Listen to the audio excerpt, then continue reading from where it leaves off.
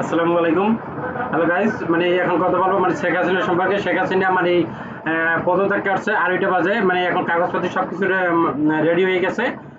শেখ হাসিনা এবং কি শেখ হাসিনার বোন মানে শেখ রেহানা, তারা দুজনই মানে দেশ সাইডে চলে গেছে।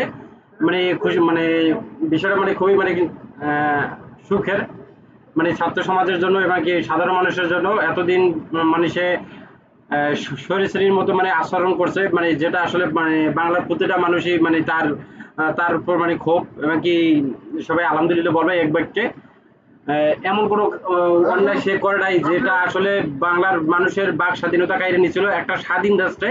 তার মতো বেদব স্বৈরাচারী শেখ হাসিনা সে পদত্যাগ করছে সেনাবাহিনীদের কাছে, মানে আলহামদুলিল্লাহ।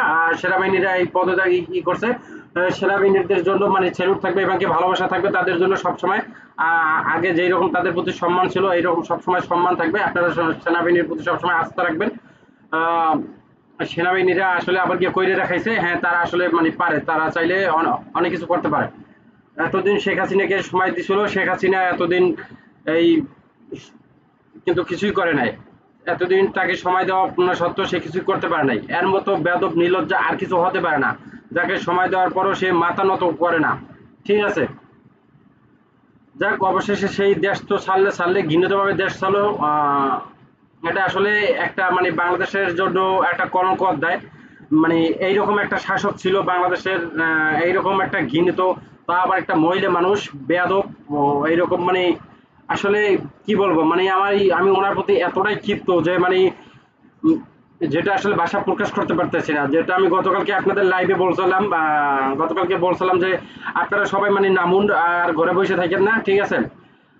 অবশেষে মানে জয় আসলে আমাদেরই হলো। মানে এই বিষয়টা খুব ভালো লাগতেছে।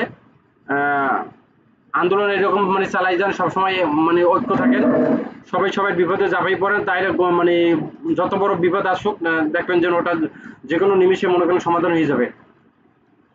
আহ, আর এরপর যাতে এরপরে যেই আসুক সে যাতে আর শেখ হাসিনার মতো না হয়।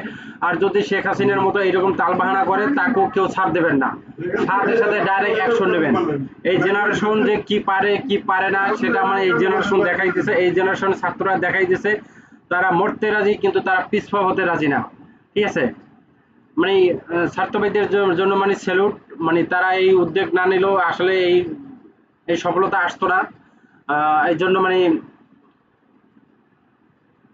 তাদের জন্য মানে সবসময় মানে ভালোবাসা থাকবে। তারা যখনই ডাকবে তখনই মানে রাজপথে মানে লোক বেরিয়ে আসবে ঘর থেকে।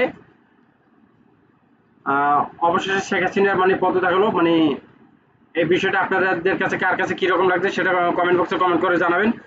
আর আর ভিডিওটা শেয়ার করে দেবেন। আজ এই পর্যন্ত, পরবর্তীতে আবার কোনো ভিডিও নিয়ে কথা হবে। সে পর্যন্ত ভালো থাকুন। আল্লাহ হাফেজ।